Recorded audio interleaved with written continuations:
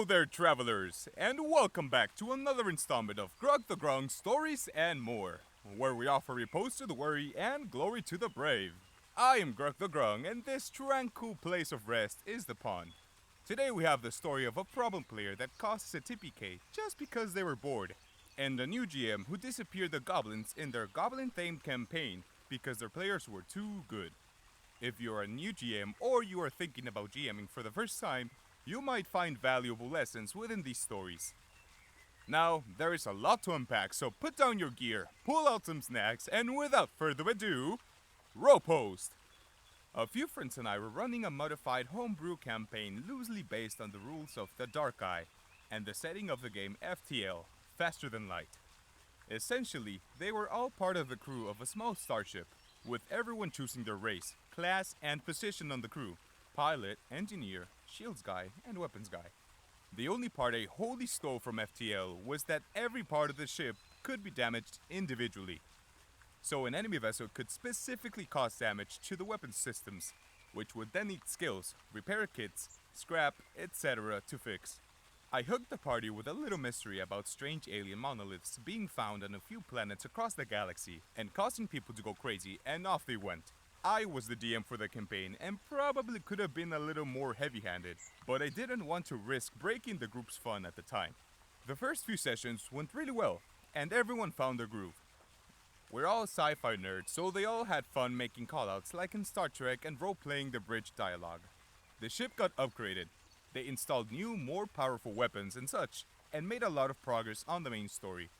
They were in the midst of defending a mining outpost which had found one of the monoliths from a small squad of mercenaries, when a few bad rolls and an unintended combo in the enemy composition. Basically, the mercs had two fighters which have very high evasion, and the player ship didn't have any point of defense and was mostly focused on taking out larger vessels, caused them to take way too much damage to carry on. So they landed at the mining outpost. The engineer got to repairing the ship's damage, two crew members got out to explore, and the last went to pick up the reward from the outpost's administration. That last one is the problem player, Vic. I hadn't had any real problems with him, but he was very invested in roleplay, and his character was more on the edgy side. He was a veteran in the fleet and our weapons guy, and to cut him some slack, pretty good at sussing out the weaknesses of the enemy builds I'd throw at them. But he was also very much a "it's what my character would do" kind of guy. So he went to pick up the reward, which included a clue for the campaign, a video log showing the thieves of the monolith flying away alongside their ship registration, and was returning when he suddenly sidetracked and asked if there was a black market of some kind there. I said sure, because there was, and let him find a small roadhouse tavern run by a cousin's uncle's nephew's branch family of a larger pirate clan. The place was tiny, just a bit of drug trade, a gambling ring, and some contraband. So I thought he was just being a little bit edgy by mingling with smugglers and pirates, and let him. The other players did their thing, bought a souvenir, and rejoined the engineer to continue patching up the ship. But Vic was now full-on gambling in a den of inequity. The others had no idea where he was, and his rolls were very bad, with disadvantage because the people he was with were cheats, obviously. So they spent a while trying to find where he was. He first lost the reward, then his character's money, and all the while I was hinting at the guys he was with not being honest. But he just kept going. Eventually, the crew did find him, but he just bet their ship in a game of cards, and if they tried to intervene, they'd probably get gunned down by the entire pub. He lost, of course, and the ship was gone. I should have probably put an end to it there, because the mood at the table was getting sour, but I improvised a Grand Theft spaceship side quest about stealing back their vessel and getting out of there. Night falls, the crew sneaks into the spaceport undetected, and is just about to board in secret when he says, "I'll pull out my pistol and shoot the guard in the head." I was uni-ironically baffed at what he was doing. Like, is he trying to get everyone killed? Sure enough, the shot misses, and instantly the whole post's guards is shooting at the crew trying to be sneaky. They take some hits and eventually get cornered in the engine room, where Vic deliberately shoots at the reactor core and causes the entire ship to explode, killing the whole party and destroying the spaceport. effectively ending the campaign. The whole party is left fuming, except for Vic, who just goes, "Oh, finally, we can do something else." Turns out, he was bored of the game setting and decided to ruin it for everyone else for his own entertainment. I kicked him out after that, but we were all out of energy by that point. I offered to the rest of the party to roll back to the last session and ditch Vic from the group, but they all declined because they felt it was ruined. This was maybe a month ago and I'm still salty about it. Everyone seemed to have fun with it. The whole party got super into the RP aspect of space travel. I had a whole story planned out and everything, and then one guy has to go and ruin it. Empathizing a bit with Vic, sometimes sessions can become uninteresting, but there are ways to address this properly. If you ever find yourself bored or feeling like a campaign is dragging too long, then talk to your DMs. I know that this seems like a scary endeavor, but any good DM wants all their players to have fun, so tell them what's going on. If you like combat and your sessions have been roleplay heavy, ask for combat. If the opposite is true, tell them you'd like more chances to roleplay and so on. But do so nicely. Remember guys, that as willing participants of a collaborative role-playing game, you have a voice on what happens at the table. If you're not liking how the sessions have turned out, communicate this. Likewise, if someone is starting to act like a problem player and is recklessly messing with the campaign, it is more than fair to address your concerns with the party. And for y'all GMs out there, remember that you are the god in your world and you can always just say no, albeit in a nice way. If necessary, you can also pause the session to pull problem player aside, ask them what's going on, and hopefully you can salvage the situation with a good old talk. If not, then you might have to boot them before they cause any more ruckus, which nobody likes, but sometimes it is the only unfortunate solution.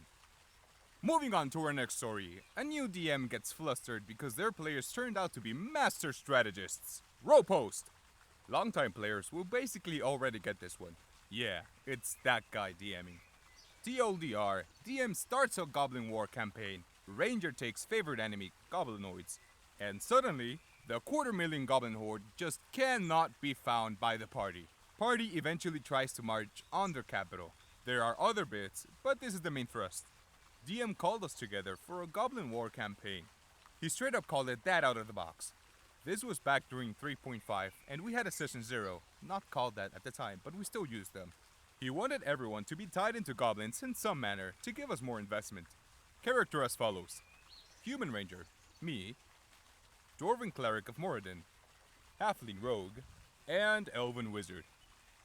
So we all tied our backgrounds into it in various ways.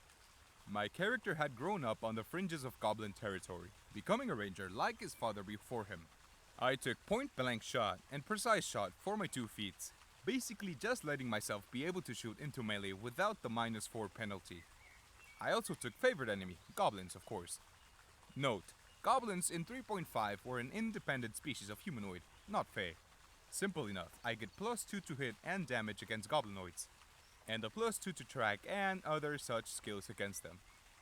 Everyone was really amped. We were talking about how we were going to get our Battle of Helm's Deep. We were ready to go.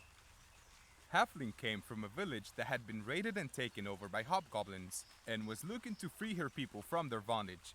The Elven Wizard was pretty much going after the goblins because he knew what they would do to the forests to build their war machine up. Dwarven Cleric, well, they are pretty much born with a grudge against goblins, so that one was sort of a gimme. It started off fine. We got word of a massive goblin horde, numbering in the hundreds of thousands on the march and coming straight for our kingdom, razing and pillaging the land as they went. We and others were quickly conscripted into a militia and given our specialized abilities. We were banded together as a group to carry out special attacks. Our first mission was to go after the vanguards, who would be coming ahead of the main horde. This amounted to bandit activities, but with goblins instead of humans. We went out and it was going quite well. I took point as ranger, sniffing out ambush spots, and we were all doing fairly consistent damage, but not much in the way of crits or fumbles, so it was going about average. Since we all had horses, and I'm a ranger, I suggested that we could train at least my horse to be able to aid in tracking, since horses do have scent as a special ability. The group agreed with the idea, and we took what time we could between missions working on it. Then, at level 3, something changed. Our mission stopped being to do with goblins, and we started doing more generic adventurer fare.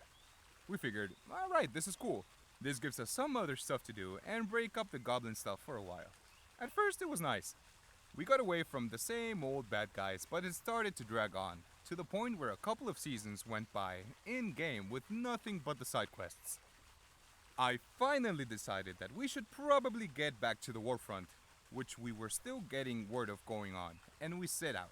We were level 6 by this point, and I had my animal companion, a wolf we had gotten studded leather armor and a saddle for, so that the halfling could ride. She was really psyched about the trip attack stop combo, so I rolled a tracking check to figure out what direction the horde was from us as we rode. Got a 34, I nat 20'd the check. Nice! And was informed that there was absolutely no trace of them. I thought that DM was doing a deadpan thing, but no, he was adamant. We couldn't find them. So, checking our notes, we went by one of the towns we knew had been recently sacked and tried again. This time, I got a 27 to track 250,000 people marching in formation, with siege engines, mounts, and the like. And again, nothing. Not a trace. We got spells to help us out. Nothing. We checked for traces of magic that might be hiding in the army's movement.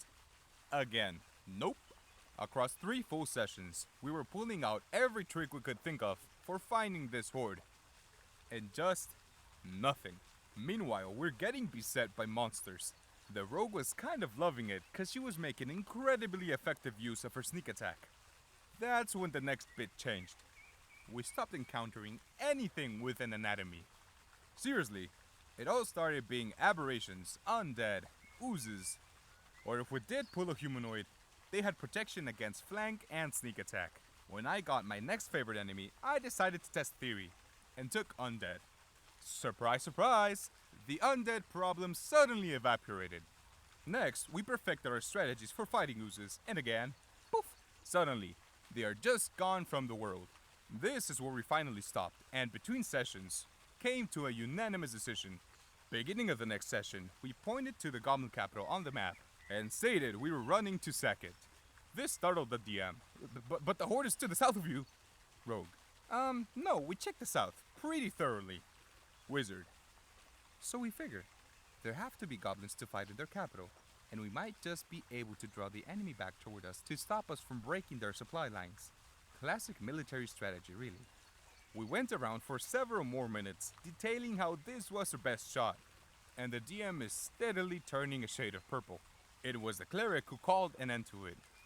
Thing is, we wouldn't have to do this if you weren't making it impossible to find the main plot of your campaign. We didn't want to go there, but what's our option? I almost started to put in there, but got the mom eye from the rogue. DM finally fessed up. When we had kept spotting ambushes and were acting very strategic from the start, he got scared we were going to face roll the whole campaign, so he shunted us off. Then, apparently, the rogue started getting regular sneak attack hits in, and it threw him off further. Combination of myself and the cleric against undead had him pulling the undead out.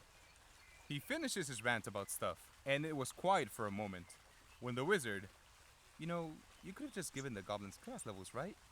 DM. Wait, I can what? I think there are 3 valuable lessons we can take from this story. First, as a GM, your world is precisely that. Your world. If you want to give enemy goblinoids class levels, go for it. Humans in your world are actually the less common race? Interesting, go for it. As long as it makes narrative sense and you're not cheesing your players, anything goes. Secondly, if you feel like your players are steamrolling through your encounters and you don't know how to pose a better challenge for them, don't be afraid to seek guidance. Talk to your players and be honest with them, especially if there are DMs among them that can help you out. Also, there are multiple sources online and here on YouTube that can help you better balance your encounters and perhaps spark ideas for tougher challenges. Thirdly, and this goes for new and old GMs alike, shoot the monk. For those unfamiliar with this phrase, it gives allusion to the 5e monk's 3rd level feature, deflect missiles. Some GMs might be hesitant to shoot the monk with an arrow because they can just deflect it elsewhere or even back at the attacker, rendering that enemy's turn useless. But the catch here is that That is exactly the point! You are supposed to shoot the monk, precisely because they have this cool feature that can knock them out of a ranged attack. In a similar fashion, other classes have really cool features that can make PCs shine. These can lead to wonderful and memorable moments of roleplay that will, without a doubt, paint a smile on your players' faces. If there's a paladin in your group, throw in an aberration so they can smite it to smithereens. If there's a PC with the telekinetic feat, place some enemies near ledges so they can just humble them with a pinch of gravity. Your ranger picked goblins as their favorite enemy in a Goblin Thing campaign? The enemy now fears them and is infamously known as Human Ranger, the Goblin Slayer. Your job as the GM is to make a game that will create everlasting memories for your friends to cherish. So for the love of Pelor, shoot the monk. Alrighty folks, that's the end of it for today. Thank you for stopping by to listen to this babbly old grung, and I hope your rest dice have treated you well. If you have enjoyed your stay here today at the pond, feel free to drop a like and follow the channel for more stories to come. Fare thee well, travelers, and remember to shoot the monk. Till our paths cross again.